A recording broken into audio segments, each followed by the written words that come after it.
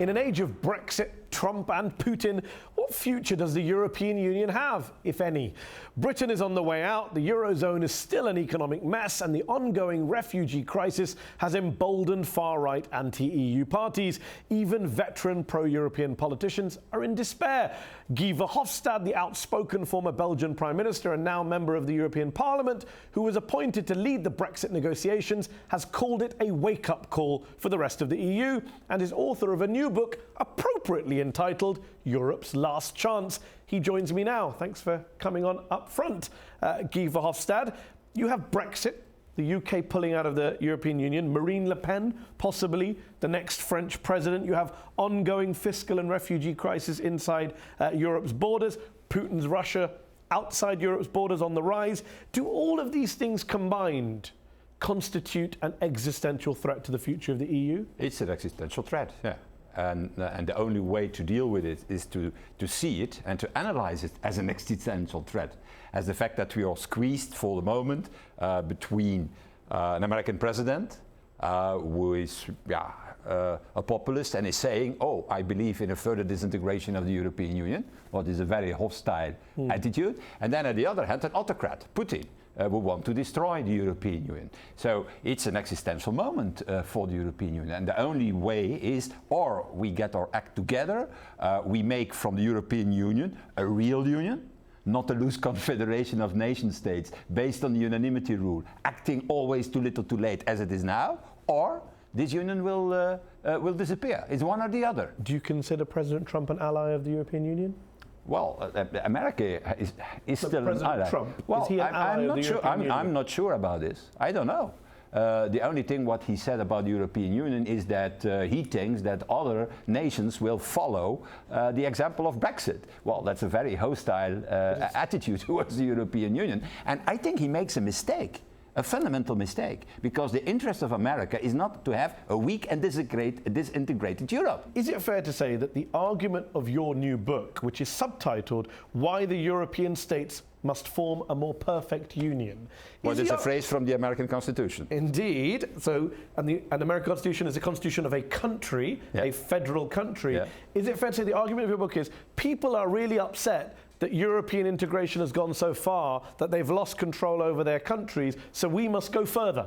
No. How is that a solution to the problem? That is not to create a country of Europe when people are very hostile to the idea of a country. But that's not the attitude in Europe. The attitude in Europe of the citizens is very critical towards the European Union as it works today. But if you ask them, do we need more Europe, for example, to fight terrorism? Do we need more Europe, for example, to strengthen our position in the world? Everybody says, all the citizens, 70 to 80% says yes. If you ask them, even in Britain, do you want a European army? There is a majority of the citizens who say yes. So that is your model, the US model of a nation state? I think that what we have to do is exactly, and that is what the founding fathers, that is a story that I'm telling in the book. The founding fathers in the 50s had that idea in mind, that of a federal union. And a federal union doesn't destroy the nation states. That is the mistake. It's not a super state where everything is decided in Brussels and so on.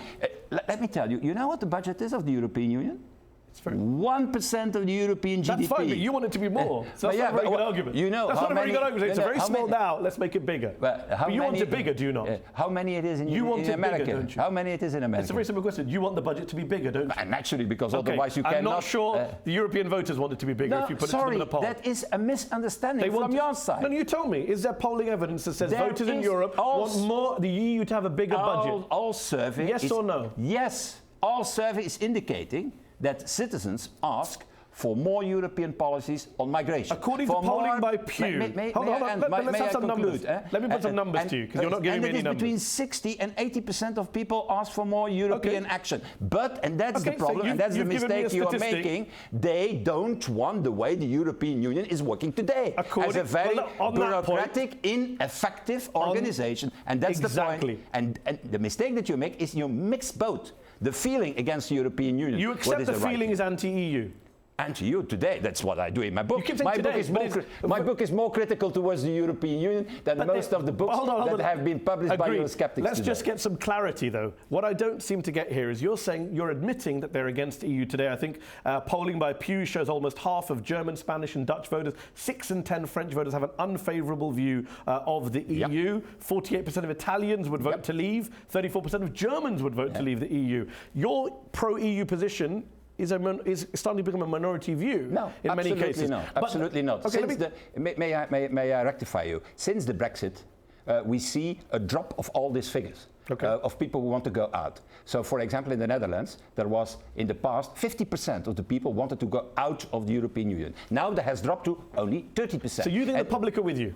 Well, the public is changing. The mood in the public is changing. People are saying we can be very critical, and with reason, towards the European Union, but to leave it, that's a stupid idea. And that is what you feel now since the Brexit. Support for a more perfect union, as you outline in this book. You think there's public support for the EU? There is an enormous support. There are new... It's funny, because you say in the same book, the reason I ask is, you say in your book that behind closed doors, many politicians acknowledge the need for a United States of Europe, but claim that their voters would not support pursuit of this goal. Exactly. Isn't that part of the problem? That behind closed doors, you're very anti the public. You fit into this stereotype of elitist, you know what the problem is? Leaders. You know what the problem is?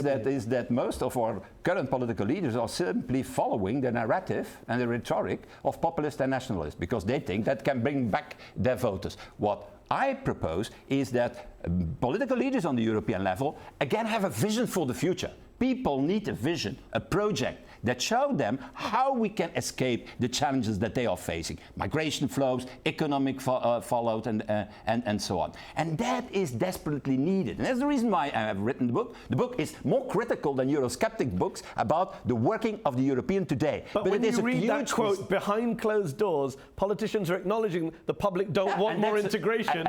It seems to fit a lot of stereotypes about people in Brussels, establishment politicians coming together to thwart the will of the people. That is the narrative. The established politicians are doing something completely different. They are simply following what I said, the rhetoric of nationalists and populists. Includes you, does it not, Guy Verhofstadt? No, I don't think that I'm a very established politician. Many would say the EU has this image of being distant from the people, of being an establishment place, elitist place, for out-of-touch people. And then they look at someone like you, one of its main cheerleaders, former Prime Minister of Belgium for, I think, 9 years, member of the European Parliament straight after for the last decade almost. You kind of personify that EU image, don't you? I don't think so. I'm not seen in the Brussels scene as somebody who is simply defending the European Union.